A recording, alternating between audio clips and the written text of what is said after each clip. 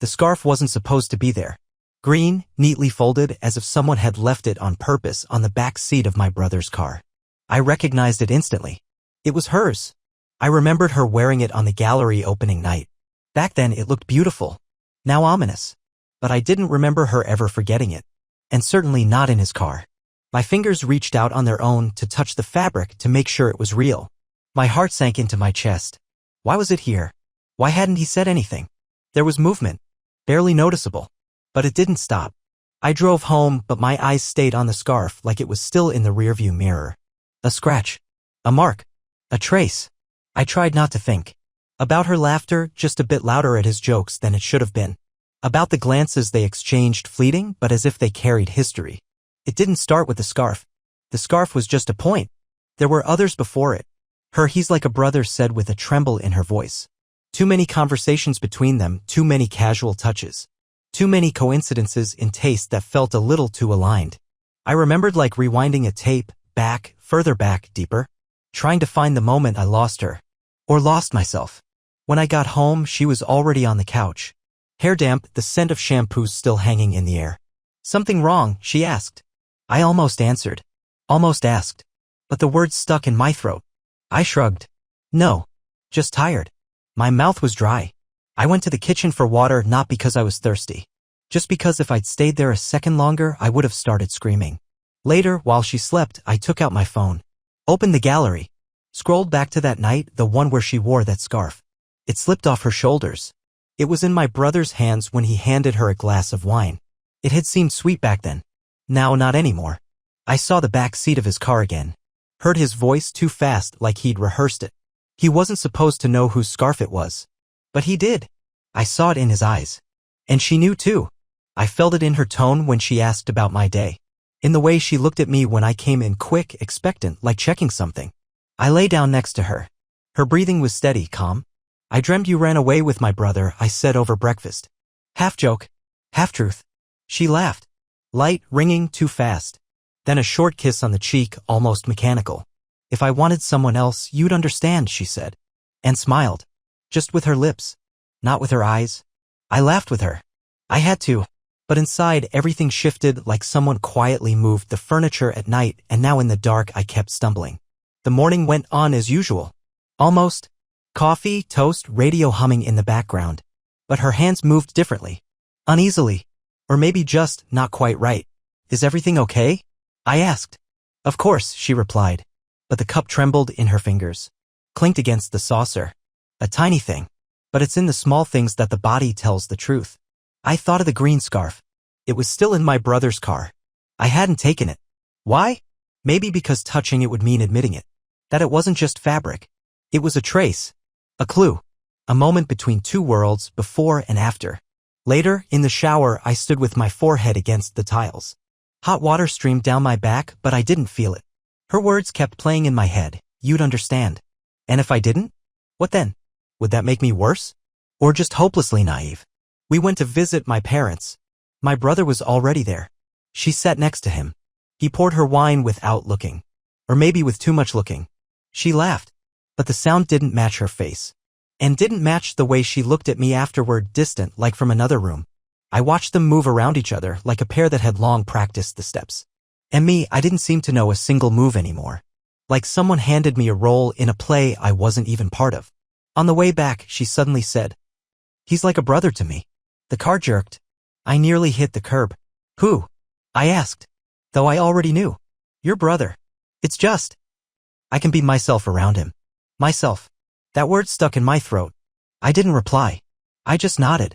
Not because I understood, but because any word would have been a step closer to the edge.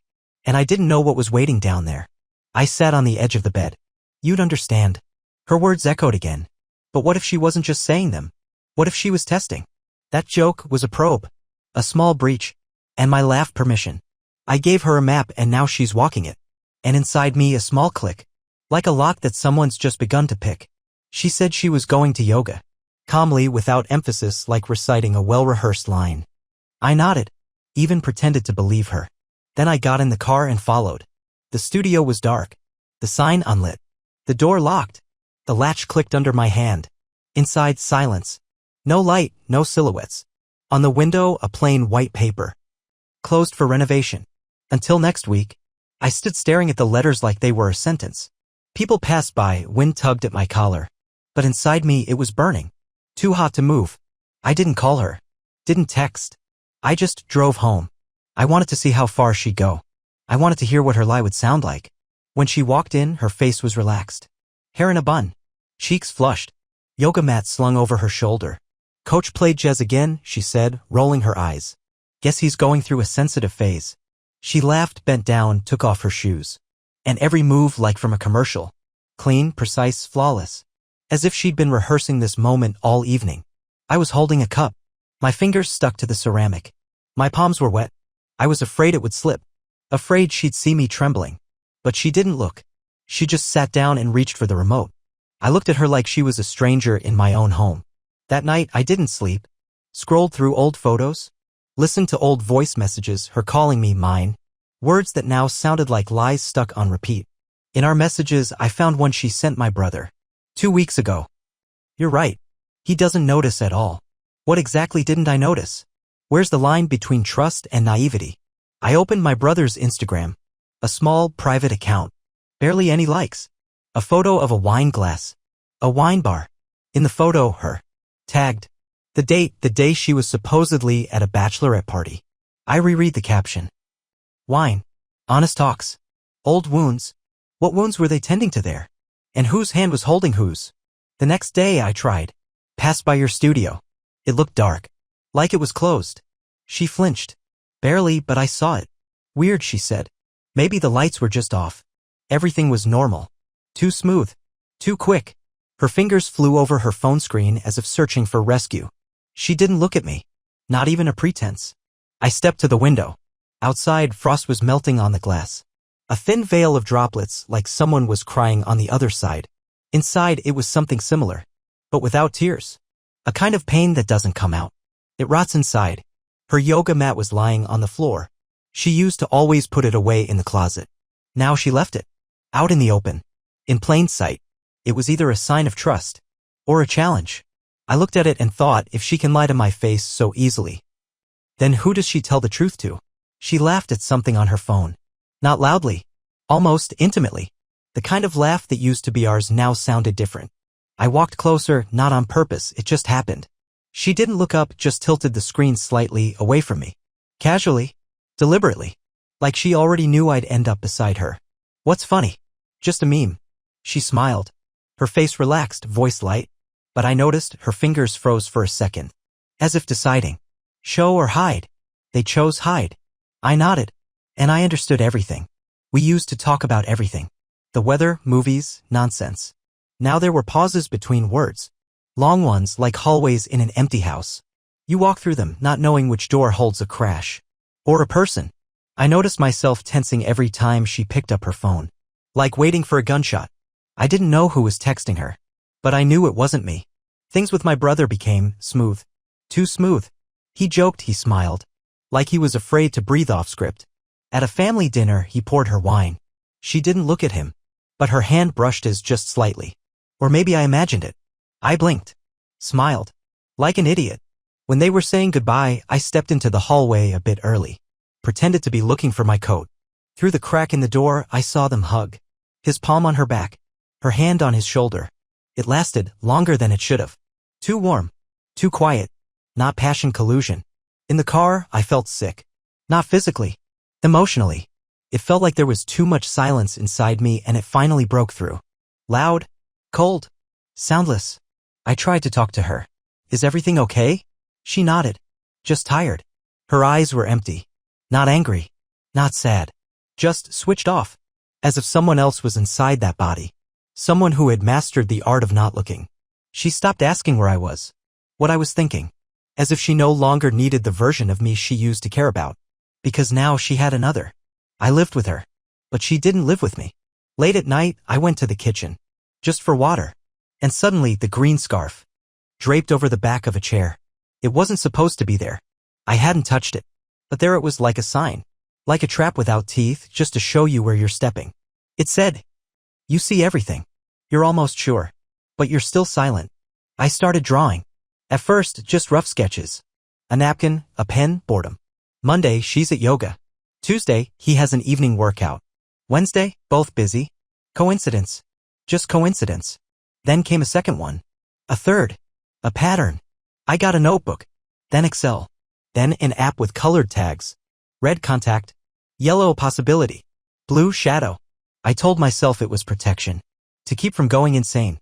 But the further their routes overlapped, the more I lost my bearings. She'd say she was staying late at work, and he'd post a story from a wine bar. I'd see the same light, the same glass, and in the reflection of the window a silhouette. Blurry. But I knew it was her. I checked the time she texted, "I'm home." And when he liked his last post. The gap, 1 minute. 1. I had more than 40 of those coincidences. I woke up in the middle of the night. Phone in hand. Palm wet.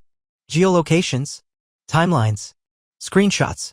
She breathed next to me, back turned. I'd slide the phone under the pillow like that gave it meaning. Like knowing would make it easier. She once synced her account to an old tablet. It was in a drawer. I logged in. Username, password all saved. Google timeline. Tuesday, gallery. Then a cafe. Then the street where he rents an apartment. Screenshot. Then another. I was building a map. Not of streets. Of doubts. And in this maze I was the Minotaur. Trapped inside my own head. I couldn't take it anymore. I called my brother. My voice was flat, but my hands were shaking. "Listen, is there something going on between you two?" "What?" He snapped instantly. "Are you out of your mind? Just tell me." I would never. He paused, took a breath, never even think about it. I hung up. And I didn't know if it helped. His anger felt real. Or seemed real. Sometimes a convincing lie is worse than silence. I opened the map again. Checked everything. But one mark didn't fit. The night she said there was a meeting. But the location showed a quiet park. The car had been parked for 40 minutes. Engine off. Who was she sitting with there? Why didn't she move an inch? What were they silently not saying in that silence? I reread my notes like someone else's interrogation. And suddenly a break. An evening when my brother was definitely in another city. A fact. A photo. Proof. Hope sparked. Maybe I was wrong? Maybe it's all a mistake? Maybe I'm just a sick, paranoid man? But in that very second, my chest clenched. Because there was another possibility. Quieter. Scarier. What if it's all true? Just say it, I repeated. Quietly. But inside everything buzzed like I was about to tear down the walls. My brother stood across from me. Looked at me like I had caught something contagious. "Is there something between you two?" He exploded immediately. Not quietly. Not calmly. His voice, like a bolt, had snapped. "You've lost your mind?" he shouted, stepping closer. His cheeks flushed. Forehead damp with sweat. "You really think I could? That I with her?" I stared. Said nothing. Because I didn't know, was his rage a defense? Or despair? "You're sick," he said in the end. "Get help." Seriously. The door slammed. I was left in the kitchen. Alone. The mug he held was still warm. And everything stopped. The silence had come alive. Like someone had fired a shot and missed. But you keep waiting anyway, the next one might hit. I sat down. Not on a chair, under the table. Like a child. Like a survivor. It felt easier there. Less space. Harder for the truth to crawl in. I was supposed to feel relief. He wouldn't have gotten angry if he were guilty. Right? Isn't that how it works? But then, what if it's the opposite? What if the anger wasn't defense, but fear? And I just asked too loudly. Didn't hear how close he came to saying yes. I turned off my phone. Canceled dinner. Avoided. Even her. She didn't ask, not about my brother, not about the reason. As if she already knew. As if she had felt it all in advance. And left me space to choke on it myself. That evening I opened the map again. Saturday. The park. That park. She was there for 40 minutes. Car didn't move. I drove there too, hands trembling on the wheel. Parked just around the bend in the shadows. Waited. Then I saw her. She got out and stepped into another car. Unfamiliar. No license plate I recognized. She just sat there. Looked out the window. Didn't speak. Didn't laugh. Just was. 40 minutes. I sank into my seat. My bones felt like they were stretching under tension. Fingers pressed into the steering wheel like into skin. I kept repeating, "Not my brother, not my brother, not my brother." When she got out, her face had changed. Calm. Soft. Lighter. As if something had burned away inside her. And left her feeling clean. She walked with ease. Almost like before.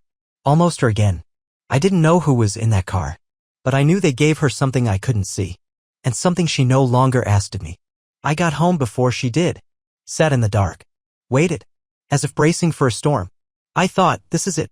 She'll come in and the world will split apart. But she entered quietly. Took off her coat. Kissed me on the temple.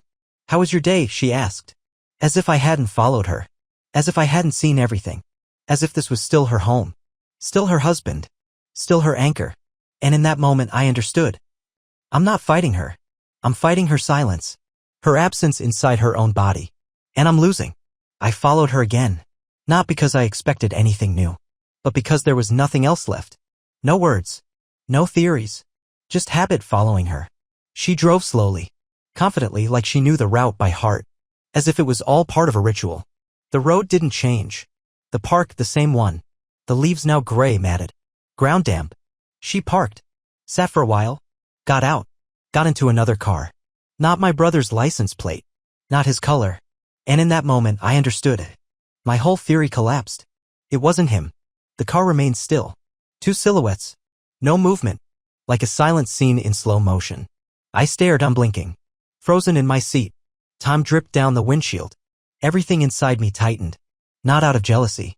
Out of shame. I had wanted so badly for it to be him. Because that would have made sense. It would have been logical. Predictable. I had built a whole map on that. A theory. A chain. But she had chosen someone else.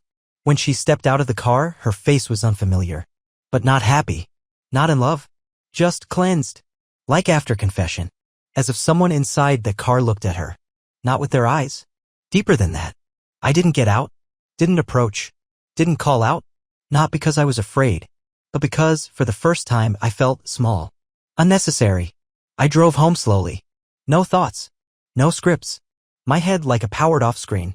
Not silence, emptiness. The kind that swallows even echoes. I remembered an acquaintance who lived near the park. I called him. Asked if he recognized the car. He looked at the photo. Ah, that's Alan. His car. The name dropped like a stone into water. Alan. 7 years of silence. And one scene I tried hard to forget. A living room. Laughter. A painting on the wall, smudged shadows. I was drunk, loud. She shy, quiet. I laughed. Oh, come on, don't be so fragile. She's crying over smudges, can you believe it? Everyone laughed. Except her. And him. He looked at her like she was a person. And I like something broken and irritating in its weakness. And now she was in his car. She didn't choose the best. Or the handsomest. Or the richest. She chose the one who remembered. The one who didn't laugh. And me. I built an entire theory. Tracked her routes, analyzed my brother, made charts. I followed the trail, thinking I was hunting the truth. But all she did was open an old wound. And give it a name. I said her name. She turned. We need to talk, I said. She wasn't surprised. Just nodded and sat across from me. There was no fear. No attempt to explain. Only readiness. Are you seeing Alan? She nodded. Not dramatically. Not sharply. Just as if she'd been waiting for me to catch up. How long? She looked me in the eyes. For the first time in a long time. A while, she said. No sentiment. No embellishment. Do you love him? She looked down. It's not about love. The room suddenly shrank. The air grew thick. I wanted to jump up to scream. But I couldn't. Because I realized all at once. I knew. Deep down, I had always known. My hands were weak. Like everything I'd held had slipped through my fingers. Even my voice didn't feel like mine. Why am? She stood. Walked to the window. Watched someone walking their dog outside. Her back straight. Shoulders still. Do you remember that night? What night? The gallery. The painting. And suddenly everything clicked. That painting, the one where she stood alone, nearly moved to tears. I saw her looking at it, her eyes shimmering. I walked up. Hugged her loudly. Don't be so soft, I said. Crying again? People laughed. I was the center of attention. She wasn't. Alan stood nearby. Silent. Looking at her. Not like a weakness. Like a person. I never forgot, she said. I was ashamed. Ashamed in front of him. In front of myself. But not in front of you. I wanted to say I was drunk. That it was just a stupid moment. But I didn't. Because she was right. I really hadn't felt ashamed. Back then. It's not about feelings, she continued. It's about balance. He saw something in me that you gradually erased. And I just reclaimed myself. I sat there, not knowing what to say. Her logic was cold. unnerving, and completely whole. I called my brother. He declined, and then blocked me. She returned to the bedroom. No breakdowns. No, I'm sorry. No doors slammed in passion. I stayed in the kitchen, among shadows, among sounds that no longer existed, with the feeling that all this pain wasn't betrayal. It was calculation, as if I had been someone's equation, and she its solution. It's still there, on the bench in the hallway, the green scarf, folded neatly just like on the first day, as if no one ever touched it.